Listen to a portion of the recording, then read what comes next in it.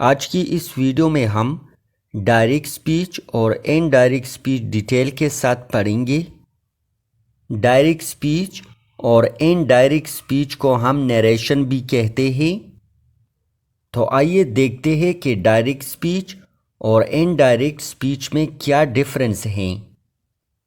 Reporting the message of the speaker in the exact words as spoken by him, यानी किसी के अल्फाज को एज इट इज़ बयान करने को डायरेक्ट स्पीच कहते हैं। Reporting the message of the speaker in our own words, यानी किसी के अल्फाज को जब हम अपने अल्फाज में और अपने अंदाज में किसी दूसरे के सामने बयान करते हैं तो इसको इनडायरेक्ट स्पीच कहते हैं। यहाँ तक तो आपको मालूम हुआ कि डायरेक्ट स्पीच और इनडायरेक्ट स्पीच क्या है और इन दोनों में क्या फ़र्क है। डायरेक्ट स्पीच को इनडायरेक्ट स्पीच में तब्दील करने के कुछ रूल्स हैं। अब हम ये तमाम रूल्स पढ़ते हैं। इन रूल्स को फॉलो करके आप आसानी के साथ डायरेक्ट स्पीच को इनडायरेक्ट स्पीच में कन्वर्ट कर सकते हैं।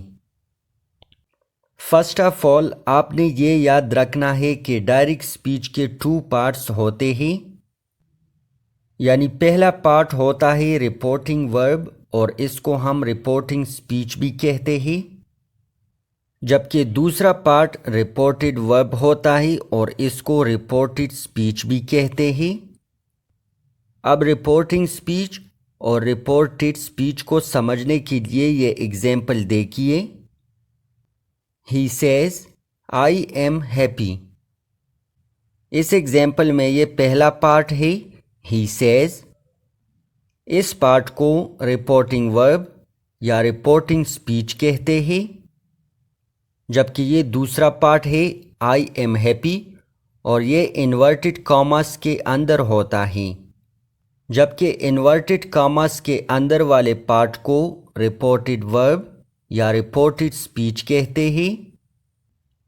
अब यहाँ तक तो आपको मालूम हुआ कि रिपोर्टिंग वर्ब और रिपोर्टेड वर्ब में क्या फ़र्क है। डायरेक्ट स्पीच को इनडायरेक्ट स्पीच में कन्वर्ट करने के लिए कुछ रूल्स हैं। अब आइए ये रूल्स 1 बाय 1 पढ़ते हैं। Rule number 1, remove the inverted commas and use that, यानी डायरेक्ट स्पीच में इन्वर्टेड कॉमास का इस्तेमाल होता है तो इसको इनडायरेक्ट में तब्दील करने के लिए इन कॉमास को रिमूव करें और दैट लगाएं। For example, he said I am writing a letter. अब हम इस सेंटेंस को इनडायरेक्ट में कन्वर्ट करते हैं तो सबसे पहले हम इन्वर्टेड कॉमास को रिमूव करते हैं और इसकी जगह लफ्ज़ दैट लगाते हैं। अब हमारे पास ये इनडायरेक्ट सेंटेंस बन गया। He said that he was writing a letter. Rule number 2, changes in pronouns. Direct speech को इनडायरेक्ट में तब्दील करने के लिए प्रोनाउंस में कुछ चेंजेस करने होते हैं। तो प्रोनाउंस में चेंजेस करने के लिए आपने ये सन वाला फार्मूला याद रखना है और इसके साथ इसी सीक्वेंस में फर्स्ट, सेकंड एंड थर्ड को भी याद रखना है। अब इस सन वाले फार्मूले का मतलब क्या है और इसे किस तरह यूज़ करना है तो ये मैं आपको बताता हूँ। तो इसका मतलब हो गया सब्जेक्ट, ओ का मतलब है ऑब्जेक्ट और एन का मतलब है नो चेंज। इसी तरह 1 का मतलब है फर्स्ट पर्सन प्रोनाउंस, 2 का मतलब है सेकंड पर्सन प्रोनाउन और 3 का मतलब है थर्ड पर्सन प्रोनाउंस। अब आपने इस फार्मूले को किस तरह यूज़ करना है तो इसके लिए आपने रिपोर्टिंग स्पीच और रिपोर्टेड स्पीच को समझना होगा। अब हम इनडायरेक्ट बनाने के लिए रिपोर्टेड स्पीच के तमाम प्रोनाउंस को इस फार्मूले के मुताबिक चेंज करेंगे, यानी रिपोर्टेड स्पीच में अगर फर्स्ट पर्सन प्रोनाउंस इस्तेमाल हुआ हो तो वो चेंज हो जाएगा according to the subject of the reporting speech, यानी रिपोर्टेड स्पीच के फर्स्ट पर्सन प्रोनाउंस तब्दील हो जाएंगे रिपोर्टिंग स्पीच के सब्जेक्ट में। इसी तरह रिपोर्टेड स्पीच के सेकंड पर्सन प्रोनाउन चेंज हो जाएंगे according to the object of the reporting speech. और अगर रिपोर्टेड स्पीच में थर्ड पर्सन प्रोनाउन इस्तेमाल हुए हो तो थर्ड पर्सन प्रोनाउंस में कोई चेंज नहीं होगी। अब हम इस फार्मूले के मुताबिक एक सेंटेंस को इनडायरेक्ट स्पीच में कन्वर्ट करते हैं। He says to me, I play cricket. अब हम इस सेंटेंस पर यह फार्मूला अप्लाई करते हैं। यहाँ रिपोर्टेड स्पीच में फर्स्ट पर्सन प्रोनाउन यूज हुआ है तो ये चेंज हो जाएगा रिपोर्टिंग स्पीच के सब्जेक्ट में। अब हमारे पास ये इनडायरेक्ट सेंटेंस बन गया, He tells me that he plays cricket.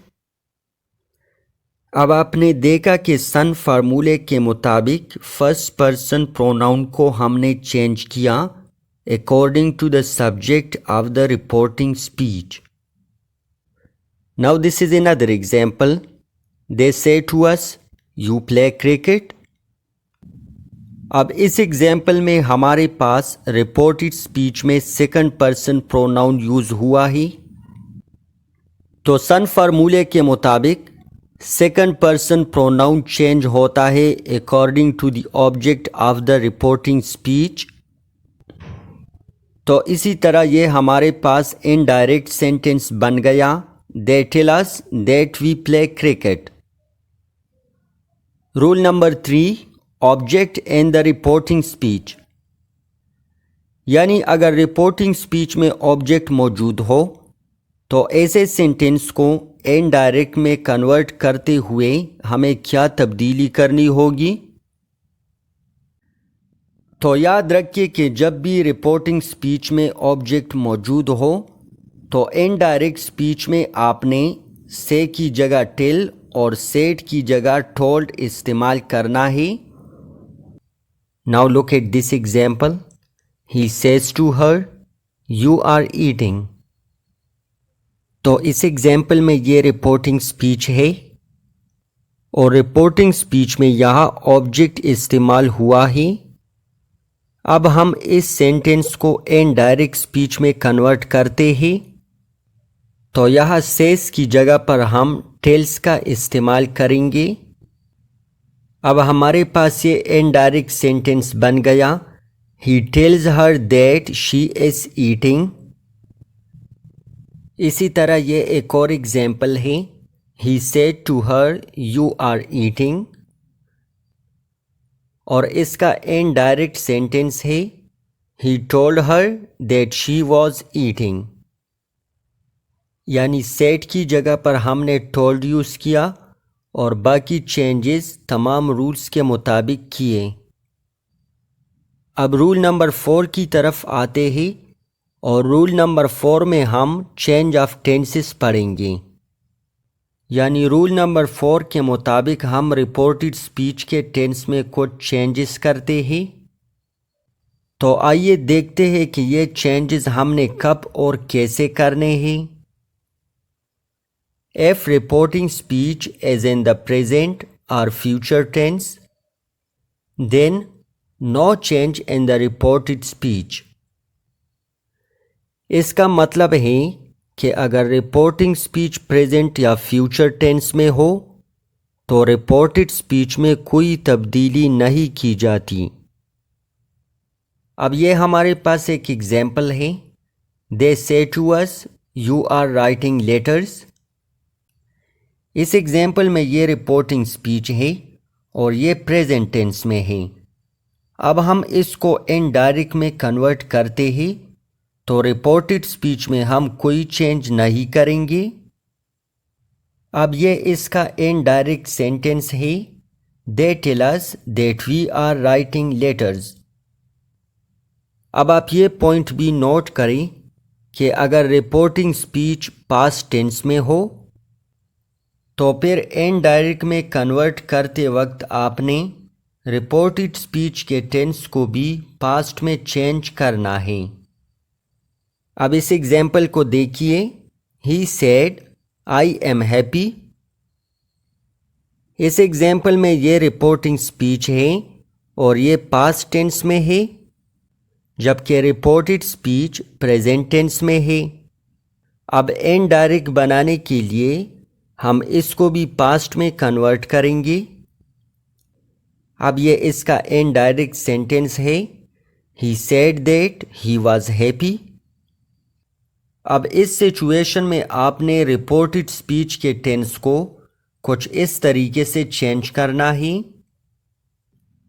अगर रिपोर्टेड स्पीच में प्रेजेंट इंडेफिनिट टेंस हो तो इसको पास्ट इंडेफिनिट टेंस में चेंज करें। For example, she said I am happy. अब यहाँ पर रिपोर्टिंग स्पीच पास्ट टेंस में है और रिपोर्टेड स्पीच प्रेजेंट टेंस में है। अब हम इसको भी पास्ट टेंस में चेंज करेंगे। अब ये हमारे पास इनडायरेक्ट सेंटेंस बन गया, she said that she was happy. इसी तरह अगर रिपोर्टेड स्पीच में प्रेजेंट कंटिन्यूस टेंस यूज हुआ हो तो इसको पास्ट कंटिन्यूस टेंस में चेंज करना होता है। For example, he said to me you are playing, और इसका इनडायरेक्ट सेंटेंस है, he told me that I was playing. अब अगर एक सेंटेंस के रिपोर्टेड स्पीच में प्रेजेंट परफेक्ट टेंस यूज हुआ हो तो इसको पास्ट परफेक्ट टेंस में चेंज करें। अब इस एग्जाम्पल को देखिए। He said she has finished her homework. अब इसका इनडायरेक्ट सेंटेंस है, he said that she had finished her homework. और इसी तरह अगर रिपोर्टेड स्पीच में present perfect continuous tense use हुआ हो तो इसको आपने पास्ट परफेक्ट कंटिन्यूस टेंस में चेंज करना है। Now look at this example.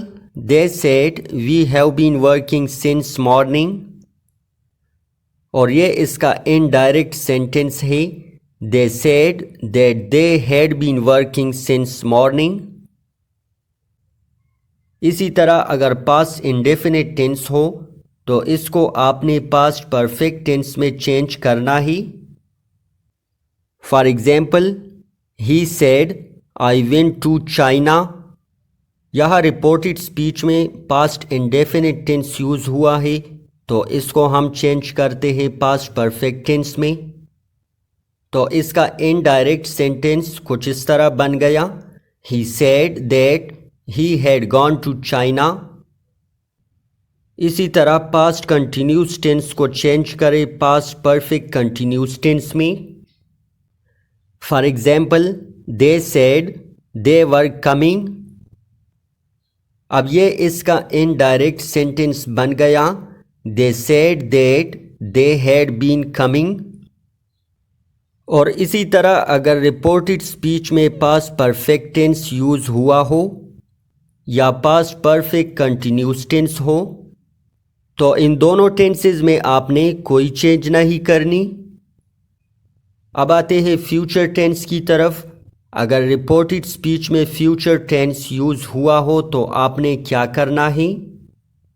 अगर रिपोर्टेड स्पीच में फ्यूचर टेंस यूज हुआ हो तो आपने सिंपली वेल को वुड में चेंज करना है और रूल्स के मुताबिक बाकी तमाम चेंजेस करने हैं।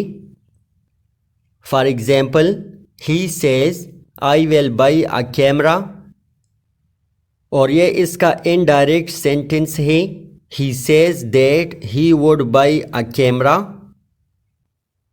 नेक्स्ट हमारे पास है रूल नंबर 6 और इसमें हम पढ़ेंगे change in modal verbs.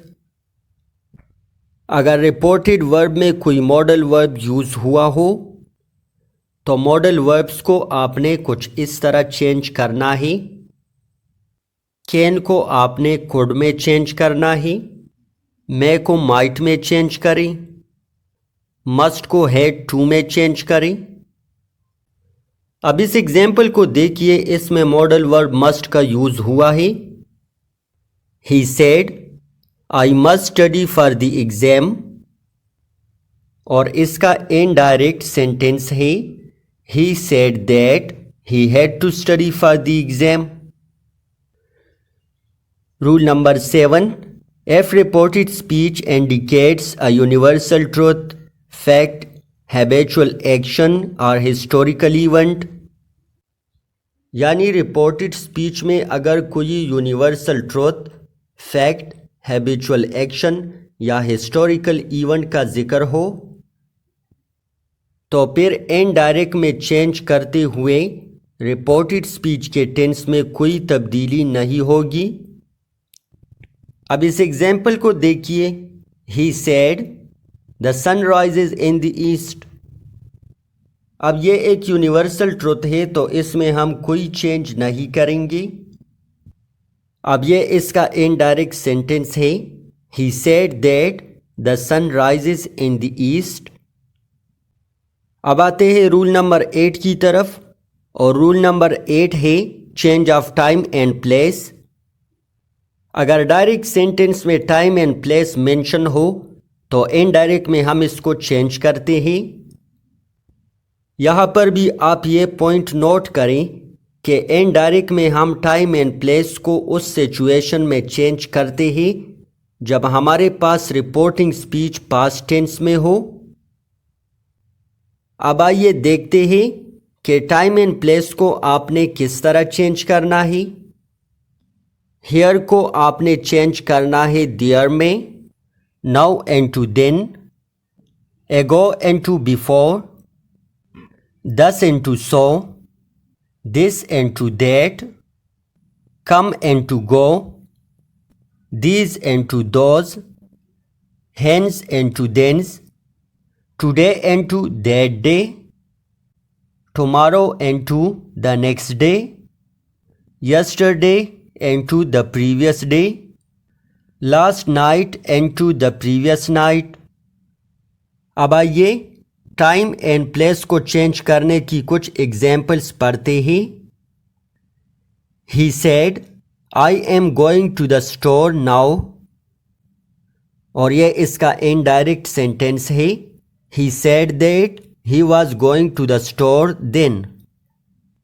He said I saw him yesterday, और यह इसका इनडायरेक्ट सेंटेंस है। He said that he had seen him the day before. They said we were here last week. अब ये इसका इनडायरेक्ट सेंटेंस है। They said that they had been there the previous week. I hope कि इस video के देखने के बाद नरेशन के बारे में आपका कंसेप्ट क्लियर हो चुका।